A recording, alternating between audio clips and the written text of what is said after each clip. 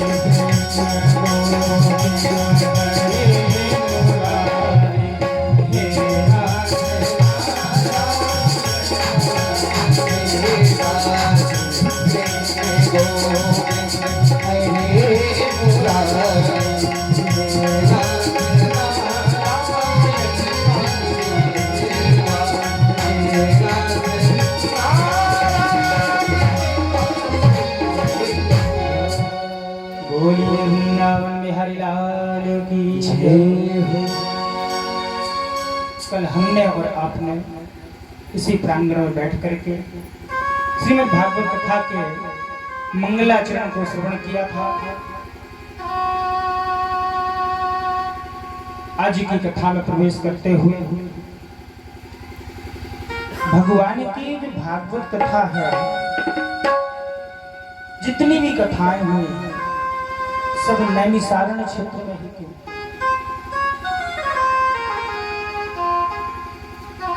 ऐसा पुण्य तीर्थ है, भगवत चर्चा जब भी सत्संग हुआ महाराज नैमिषारण्य क्षेत्र में। नैमिषारण्य क्षेत्र में 88,000 ऋषियों का समूह बैठा हुआ, जिनकी उम्र हजारों वर्षों की है। ऐसी हजारों वर्षों की उम्र वाले 88,000 ऋषियों का समूह बैठा है। और वे सभी ऐसे नहीं, सब बिल्कुल बाबा, उसमें से कुछ गृहस्थ संत भी बैठे हैं, जिनका परिवार भी। शौनक आदि ऋषि बैठे हैं, जिनकी बहुत लंबी उम्र है।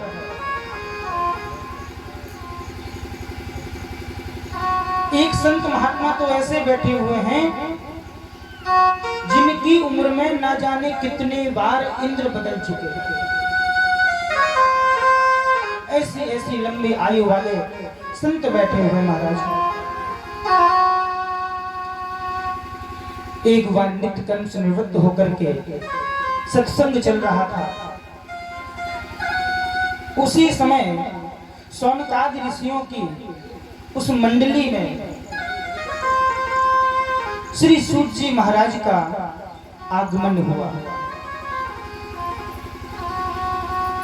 सूत जी महाराज, जिनकी उम्र मात्र 20 वर्ष है,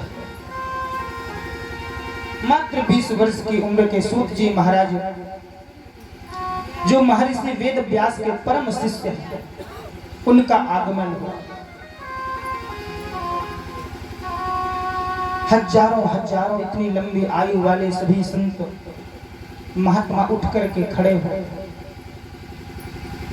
जैसे सूत जी को देखा, साष्टांग प्रणाम करने लगे।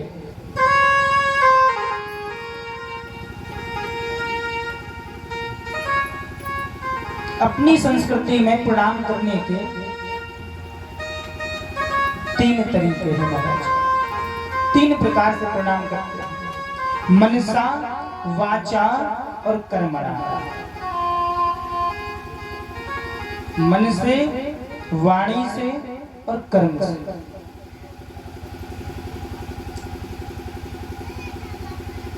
अनादिकाल में लोग तीनों प्रकार से प्रणाम करते थे, लेकिन अब तो महाराज जो मन से कर रहा वो वाणी से नहीं कर रहा, जो वाणी से कर रहा वो कर्म से नहीं कर रहा, जो कर्म से प्रणाम कर रहा वो मन से नहीं कर रहा। मन से प्रणाम करना, जैसे मान लीजिए हम कहीं जा रहे हैं रास्ते में और मंदिर मिल गए, बाइक पे सवार हैं, चले जा रहे, मंदिर मिल गए, तो ना तो हम जाकर के कर्म से प्रणाम करेंगे भगवान के सामने, ऐसा नहीं कि बाइक रुका के माथा टेकेंगे, ना ही हम वाणी से प्रणाम करेंगे। क्यों? क्योंकि हमारा ध्यान पूरा रोड पर है, सड़क पर। सावधानी हटी और दुर्घटना घटी। तो मन से भगवान की तरफ एक बार देखा, ऐसे प्रणाम कर लिया, चल दिए, तो मन से प्रणाम कर। वाचा, वाणी से प्रणाम करना। कोई मिल गया, भैया राधे राधे, भैया जय सिया राम, वाणी से प्रणाम करना। कर्मणा, कर्मणा माने होता है कर्म से प्रणाम करना। पहले साष्टांग प्रणाम करने का तरीका था, भगवान हो चाहे अपने से बड़े हो, चाहे संत हो, चाहे महात्मा हो, साष्टांग प्रणाम लेट करके ही करते थे। 20 वर्ष की आयु के सूत जी महाराज जैसे पहुंचे 88,000 ऋषियों की मंडली में सभी महात्माओं ने उठ करके साष्टांग प्रणाम किया। सूत जी ने पूछ लिया कि आप ये बताओ हमारी दादा परदादा की उम्र के हो, हमारे दादा परदादा की उम्र के हो, इतनी लंबी आयु वाले आप सभी लोग हमें प्रणाम क्यों करते? हम तो आपके नाती पंती संती पता नहीं क्या लग रहे होंगे, 20 वर्ष की आयु, आप हमें साष्टांग प्रणाम कर रहे हैं। सूत जी महाराज ने बड़ा सुंदर उपदेश दिया। धन वृद्धा बल वृद्धा आयु वृद्धा तथैव च ते सर्वे ज्ञान वृद्धा किंकिरा शिष्य किंकरः।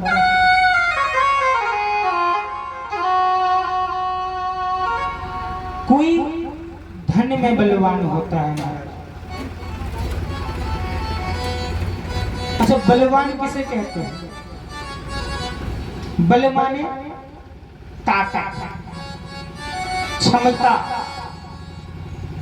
तो जिसके पास धन ज्यादा होगा वो धन से बलवान है। बोले भैया बहुत पैसा वाला है। बलवृद्धा, जिसके पास बल ज्यादा होगा बलवान। कोई धन में बड़ा होता है, कोई बलवृद्धा, कोई बल में बड़ा होता है। आयु वृद्धा, कोई आयु में वृद्ध बड़ा होता है। लेकिन बोले ते सर्वे ज्ञान वृद्धा, बोले जो इन सब में से छोड़ करके जो ज्ञान में बड़ा होता है वो बड़ा होता है। धन का बड़ा कोई बड़ा नहीं है। पुराण कहता, हम नहीं कह रहे, लिखा है भागवत जी में। जो धन में बड़ा है वो कोई बड़ा नहीं है, बल में बड़ा है वो कोई बड़ा नहीं है। अच्छे अच्छे सेठ बड़े बड़े धनवान सोचते रहते कि महाराज हम मंदिर चले जाएं, दान कराएं, लेकिन चारपाई से उठ नहीं पा रहे। इतनी व्याधियां उनको घेर लेती हैं कि उनका धन रखा का रखा है, किसी काम का नहीं।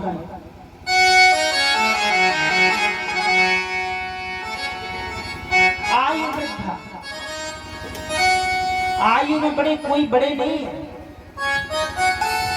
तुम्हें सबसे बड़ा वह है जो ज्ञान में बड़ा है। इसलिए सूत जी महाराज आपके पास आए हैं और हमारे प्रश्नों का जवाब देंगे। हम आपसे सत्संग करना चाहते हैं। सूत जी महाराज को प्रणाम किया, साष्टांग सुंदर आसन दिया, आसन पर बिठाया, सूत जी महाराज का पूजन किया। बोलिए सूत जी महाराज की जय हो। भैया एक सूचना आई थी हमारे पास, तो जो पारिषद जी हैं हल्के प्रजापति जी, उनसे निवेदन है, आप प्रजापति हैं, राजा के पद पर हैं, हल्के नन्ना आप ऐसे कह रहे हैं, गर्मी लग रही है, हाँ नहाना नहीं। तो आपसे निवेदन है, जो आपके ग्राम के जो भी आपके पुरोहित, जो पुरोहित बोलते हैं, जो भी ब्राह्मण देवता हैं, उनको आदर सहित सम्मान लेकर के आइए, मंच में बिठा दीजिए। ये मंच उन्हीं के लिए बनवाया है। आइए, सभी ब्राह्मणों से निवेदन है, जो ब्राह्मण देव हैं, विप्र देव हैं, आप आइए और अपना आसन ग्रहण करें।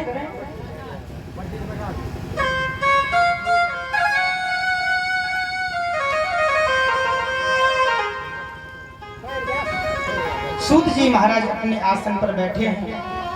शौनकादि ऋषियों ने कहा कि ऐसा कोई मंगलमय प्रसंग सुनाइए जिसे सुनकर के संसार के लोगों के कष्टों की निवृत्ति हो जाए, कष्ट दूर हो जाए और की भगवत प्राप्ति हो जाए। शौनकादि ऋषियों ने सूत जी महाराज से कहा, कृष्णं प्राप्तिकरं शश्वत साधनम तद्वदाधुना। महाराज कोई ऐसा प्रसंग सुनाइए जिसको सुनकर के संसार के लोगों के कष्टों का निवारण हो और भगवान की प्राप्ति हो जाए। तो भगवत प्राप्ति कैसे होती? भगवान पैसे से नहीं मिलते। भगवान केवल आपके अंदर भाव होना चाहिए, प्रेम होना चाहिए। जरा सोचो, माता सबरी के पास कौन सा धन था, कितना पैसा था, केवट के पास क्या था? कुछ नहीं। ऐसे ऐसे लोगों को जाकर के भगवान मिले,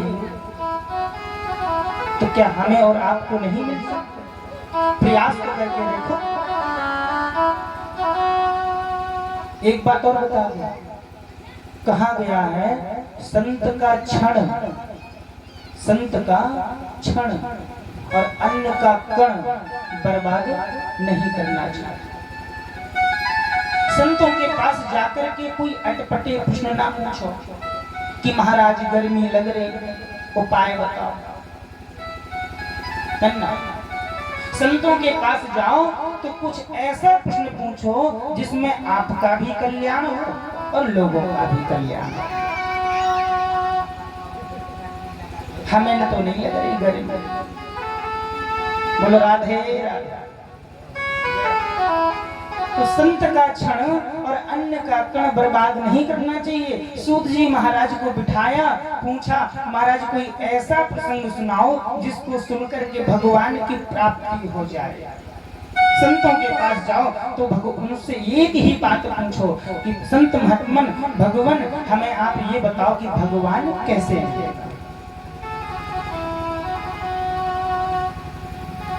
सौनकादि ऋषियों ने कहा कि काल व्याल मुख ग्रास त्रास निर्णास हेतु।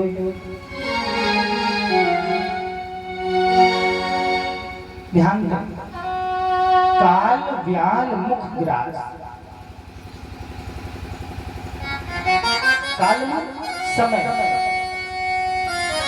समय रूपी अजगर के मुख में हम उसका भोजन बन करके अपना जीवन निकालते जा रहे हैं और उस समय का हम सदुपयोग बिल्कुल नहीं करते। सर्प के मुख में हमारा जीवन चल रहा है, काल रूपी सर्प के मुख में। जिस दिन सर्प मुख बंद कर लेगा हमारा जीवन गोविंदाय नमो नमः हो जाएगा, समाप्त हो जाएगा। तो समय का सदुपयोग करो, भगवत चिंतन करो। महाराज कोई ऐसा उपाय बताओ। ये मानव के जीवन में सबसे बड़ी संपत्ति है तो भगवान की भगवत प्राप्ति, संतों का संग। अपने जीवन में आप जितना सत्संग करोगे उतना ही आपको पुण्य प्राप्त होने वाला है। जब आप विपरीत परिस्थितियों में फंस जाते हैं उस समय आपका ना धन काम आता है, ना आपका बुद्धि विवेक काम आता है। उस समय सिर्फ और सिर्फ आपके जीवन में किए हुए सुकर्म जो आपने अपने जीवन में पुण्य कर्म सुकर्म किए होंगे, सत्संग किया होगा, वही आपके जीवन में काम आने वाला है। महाराज कर्म तो सब कर रहे हैं, ये ना बोलो कि कर्म कौन नहीं कर रहा। नाली में एक सुअर जो नाली में है वो भी अपना कर्म कर रहा है।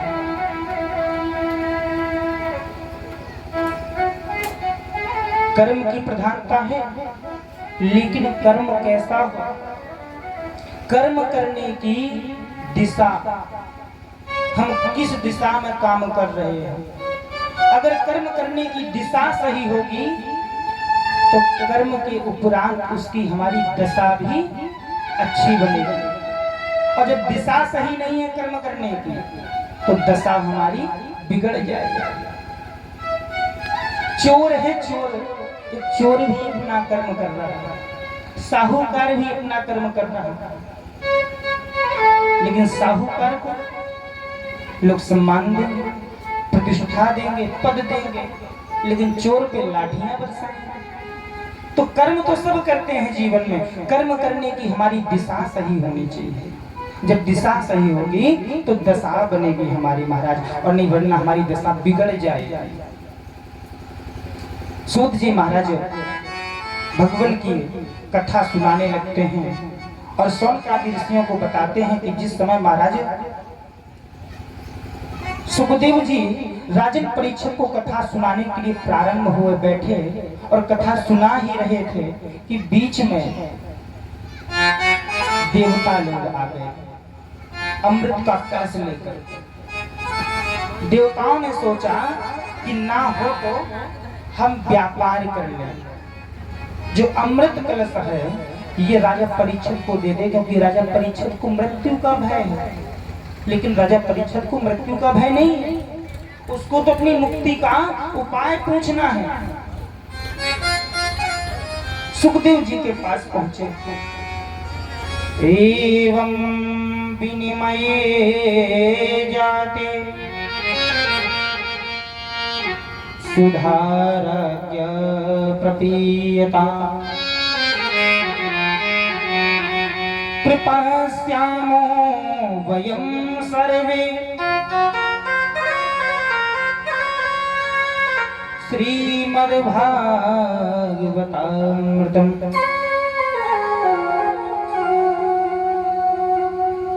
श्री सुखदेव जी महाराज से बोले कि प्रभु आप जो अमृत कथा भगवत कथा राजा परीक्षित को सुना रहे हैं, श्रवण करा रहे हैं, ये कथा आप हमें दे दें, हम देवताओं को सुनने दे दीजिए, और जो अमृत का ये राजा परीक्षित को दे दो तो इसकी मृत्यु रुक जाएगी। बच्चे ने बड़ी सुंदर उदाहरण लिखी है कि देवता जो होते हैं अपना काम बनाने में सबसे आगे चालाक रहते हैं, चतुर। सुर नर मुनि सब की अहरी स्वार्थ लागे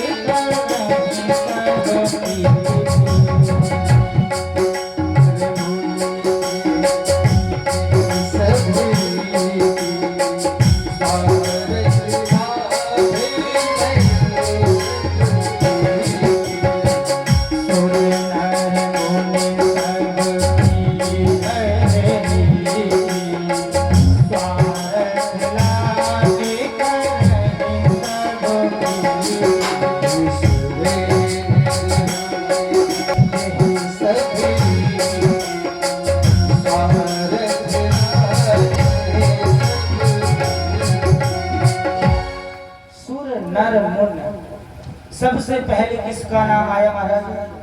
सुर। सुर माने देवता। देवता पहले नंबर पे है अपना काम बनाना। दूसरे नंबर पे महाराज नर मनुष्य, अगर वक्त पड़े तो गधे को भी बाप बना, ये काम तो निकालना है। ये हमारे परीक्षक जी से बड़े चालाक, कोई काम हो महाराज शाम को सब हो जाए, और शाम के बाद रात भाई महाराज सवेरे आए, क्या परीक्षा जी हो गया काम?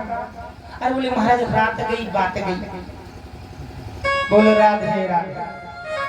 तो सुर दूसरे नंबर पर नर और तीसरे नंबर पर मुनि, संत महात्मा।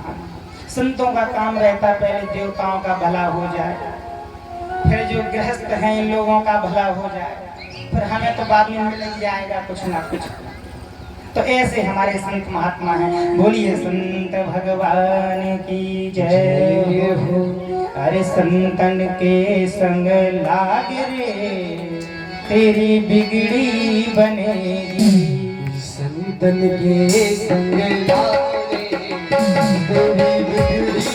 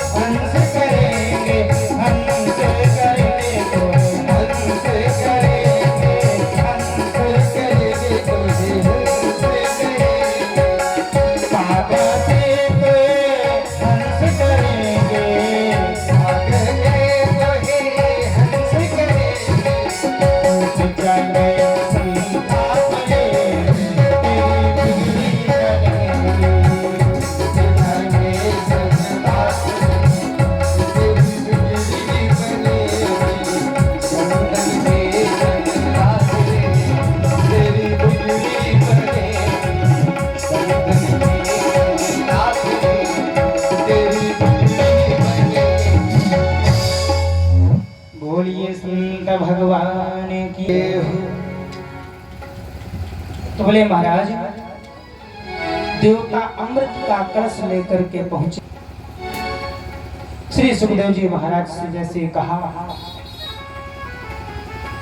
सुखदेव जी ने देवताओं को बताया, वसुधा क्व कथा लोके क्व कंचः क्व मणिर्महा। बोले महाराज, आप एक बहुमूल्य मणि की तुलना एक छोटे से कांच के टुकड़े से कर रहे हैं। क्यों? बोले जो अमृत है, ये अमृत ऐसा अमृत है कि जब तक इसका असर रहेगा, जब तक अमृत का असर रहेगा, तब तक तो व्यक्ति अमृत को प्राप्त है, और जब अमृत का असर खत्म, समाप्त। और जो भगवत कथामृत है, ये आपका स्वर्ग लोक में भी आपको पुण्य देगा, मृत्यु लोक में भी पुण्य देगा। और सबसे बड़ी विशेष बात बताएं, आप अपने जीवन में कितना भी धन कमा लो, कितना भी कुछ कर लो, एक दिन सब छोड़ के जाना। हम हो चाहे आप हो चाहे कोई भी हो। अच्छा, ऐसा नहीं है कि आप एक पैसा भी साथ में लेके जा सकते, कुछ नहीं जाना। और जब अगले जन्म में पैदा होगे, तब भी वहां से कुछ लेके नहीं आओगे। फिर शुरू से घर, मकान, परिवार, गाड़ी, बच्चे, बीवी शुरू से बनाना। लेकिन पुण्य एक ऐसा है, भगवत सत्संग एक ऐसा है कि ये जो पूंजी है आपकी कभी घटने वाली नहीं, न समाप्त होने वाली। आपने अपने इस जीवन में जितना पुण्य किया है, जितना सत्संग किया है, जब आप यहाँ से जाएंगे तो तिजोरी अपनी साथ लेके जाएंगे, और वहां आपका लॉक लग गया। जब आप पैदा होंगे तो तिजोरी को फिर साथ में लेके आएंगे, और जितना जोड़ा था पुण्य वो घटना तो है नहीं, उसी के आगे से फिर शुरू, बढ़ने ही बढ़ना। तो ऐसा धन कमाओ कि जो कभी घटे ना, बढ़ता ही रहे, और जितना बढ़ेगा उतना आपको पुण्य प्राप्त होगा। सुधा को कथा लोके क्वा कांचः क्वा मणिर्महा। बोले आप एक बहुमूल्य मणि की तुलना कांच के टुकड़े से कर रहे हैं। ब्रह्मरातौ विचार्यारुं सह तौ ते। सभी विद्वजन बैठे। सह तौ ते। तौ माने दो। तो दो कौन कौन? राजा परीक्षित और भगवान श्री सुखदेव जी महाराज, दोनों ने विचार किया। तदा देवांजहास, देवताओं का मजाक उड़ाया कि प्रभु आप स्वर्ग के वैकुंठ के निवासी हैं, स्वर्ग में रहने वाले हैं, इंद्र के दरबार में रहने वाले हैं, आपके पास अमृत है, आपकी आयु कभी बढ़ने वाली नहीं है, फिर भी आप चले आए और एक बहुमूल्य मणि की तुलना कांच के टुकड़े से कर रहे हैं। देवताओं को कथा का अधिकारी न ठहरा करके वापस भगा दिया। ब्रह्मरातौ विचार्य। परीक्षित जी, कथा समझ में ना आए तो बोल देना कि महाराज समझ में नहीं आ रही। ब्रह्मरातौ, अच्छा ब्रह्मरात कहते किसे हैं?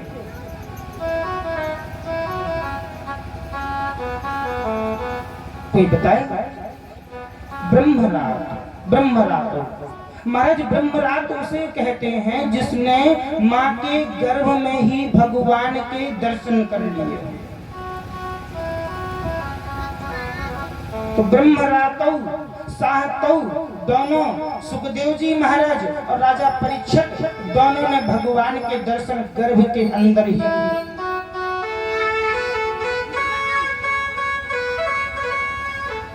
पहले श्री सुखदेव जी महाराज जब व्यास जी की पत्नी वटुका के गर्भ में सुख प्रवेश कर गया, सबकी कथाएं सुनी हुई हैं, लेकिन कुछ ना कुछ हम आपको सिखा देंगे और 7 दिन में आपसे भी हम कुछ सीख के जाएंगे। हमें तो कुछ नहीं आता, हम आपको क्या सुनाए। सब महादेव की कृपा है। बोले महाराज,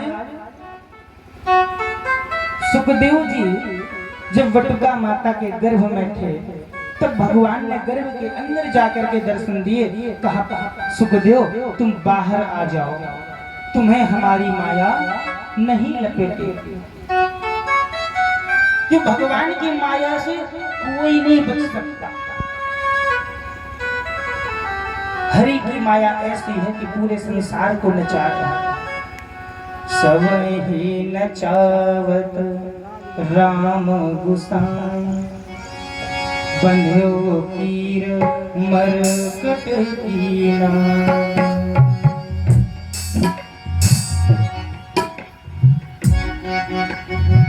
सब ही नचावत राम गुसाई, सब ही नचावत राम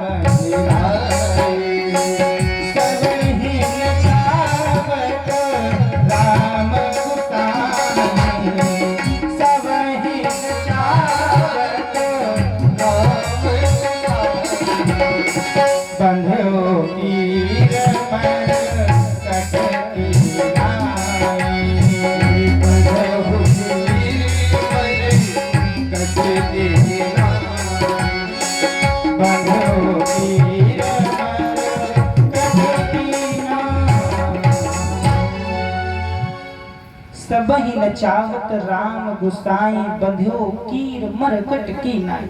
जिस प्रकार से मदारी का बंदर नाचता है मदारी के सारे पर, उसकी रस्सी से बंधा रहता है, उसी तरीके से परमात्मा की माया रूपी डोर से हम और आप नाच रहे हैं। परमात्मा हमें बचाता है। तो भगवान की माया से कोई नहीं बच सकता। सुखदेव जी को भगवान ने साक्षात गर्भ के अंदर जाकर के दर्शन दिए कि बाहर आ जाओ, तुम्हें हमारी माया बिल्कुल नहीं लगेगी। दूसरे आपके हैं महाराज राजा परीक्षित। जब अश्वत्थामा का निरादर करके उसको निकाल दिया, तब उस समय अश्वत्थामा ने माता उत्तरा के गर्भ पर ब्रह्मास्त्र छोड़ दिया। उत्तरा के गर्भ में छोटा सा शिशु पल रहा था। उत्तरा ने पुकारा, पाहि पाहि योगिन कृष्ण योगिन जगतपति, आओ गोविंद मेरी रक्षा करो। महाराज तुरंत भगवान श्री कृष्ण ने अंगुष्ठ मात्र रूप बनाया। एक विग्रह से मेरे गोविंद माता उत्तरा के सामने खड़े रहे और भगवान गोविंद ने दूसरा विग्रह लेकर के छोटा सा अंगुष्ठ मात्र रूप बना करके माता उत्तरा के गर्भ में जाकर के गर्भ के चारों ओर से राजा परीक्षित की रक्षा की। ऐसे महाराज ब्रह्मरातौ विचार्य एवं तदा देवांग हासः। देवताओं को कथा का अधिकारी ना बता करके उनका मजाक उड़ा दिया। अच्छा, कथा का अधिकारी कौन है? जिसके पास अधिकारी कौन है कथा का? सत्संग है। जिसके जीवन में सत्संग है ही नहीं, वो कथा का अधिकारी नहीं है। राम कथा के ते अधिकारी कौन? जिन कहा सत्संगति अति प्यारी, जिनको संतों का संग पसंद है, उन्हीं को राम कथा का अधिकार है। और जिनको अप्सराओं का संग पसंद है स्वर्ग लोक में इंद्रलोक में, उनको कथा का अधिकार। बोल वृंदावन बिहारी लाल की जय। तो महाराज देवता चले गए अपना अमृत का कलश लेकर के। और ये कथा वो कथा है जो आपको जन्म मृत्यु के बंधन से मुक्त करने वाली है। पुनरपि जन्मम पुनरपि मरणम पुनरपि जननी जठरे से, जो आपको माँ के गर्भ में आने से आपके जन्म और मृत्यु के बंधन को समाप्त करके गोविंद में मिला देने वाली कथा है।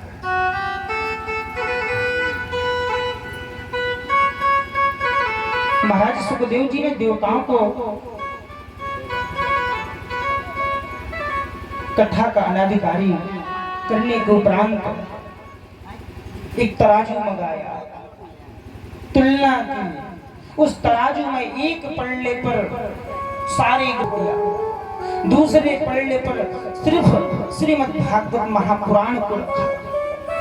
पुराण रखी थी श्रीमद् भागवत कथा, इसका पल्ला भारी हो गया और सारे ग्रंथ जो एक तरफ रखे थे वो ऊंचा हो गया।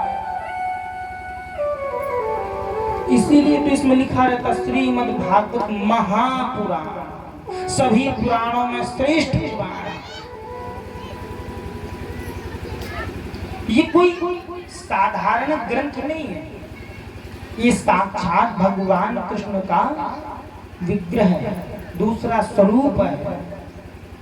जब भगवान गोविंद गोलोक धाम को जाने लगे उस समय उद्धव जी से कहा, उद्धव अपनी पोथी पकड़ो।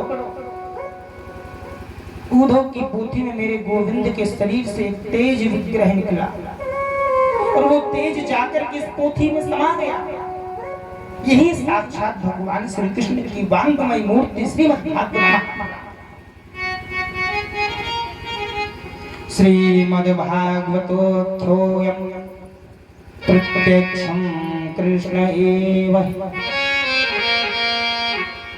भागवत कथा में स्पष्ट लिखा है श्रीमद् भागवतोऽध्योऽयं प्रत्यक्षं कृष्ण एव। साक्षात ये भागवत ही श्री कृष्ण है। सौनकादि ऋषि बोले, महाराज हमने तो सुना था कि सनत कुमार ज्यादा घूमते नहीं।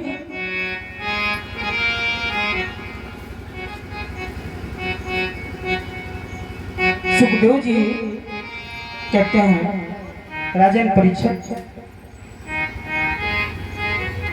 सनकादि जो है, सनक, सनंदन, सनातन और सनत कुमार बद्रिकाश्रम में बैठ करके आज भी तपस्या कर रहे हैं। ब्रह्मा जी के मानस पुत्रों में इनकी गिनती आती है। इनकी आयु आज भी बढ़ने रही है। अश्विनी कुमार बोलते या सनत कुमार बोलते, इनकी आयु नहीं बढ़ती। 12-12 वर्ष के आज भी तपस्या कर रहे हैं। महाराज जी एक जगह ये चलते फिरते नहीं, एक जगह बैठते हैं और कथा को इन्होंने कैसे सुन लिया,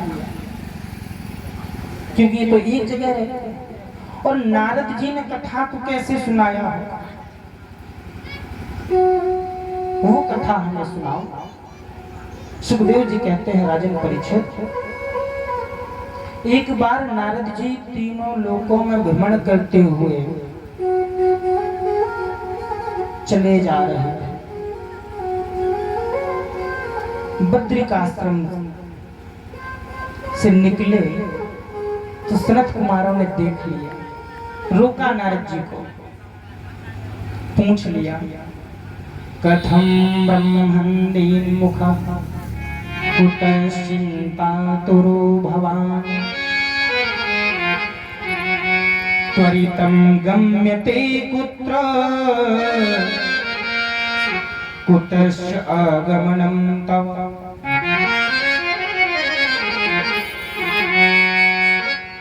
कथम ब्रह्मण्डीन मुख, हे ब्रह्मण्य देव, आपके मुख पर हमेशा प्रसन्नता रहने वाली है। जो भगवान हरि के भक्त हों उनको किस बात की चिंता, पर आप आज चिंतित दिखाई दे रहे हैं। कथम ब्रह्मण में मुखा, आपके मुख में चिंता जो है किस बात की चिंता है? कुतः चिंता करो भगवान, हे श्रीमन आप ये बताएं नारद जी कि आपके मन में किस बात की चिंता है? त्वरितम गम्यते कुत्र, आप कहाँ जा रहे हैं?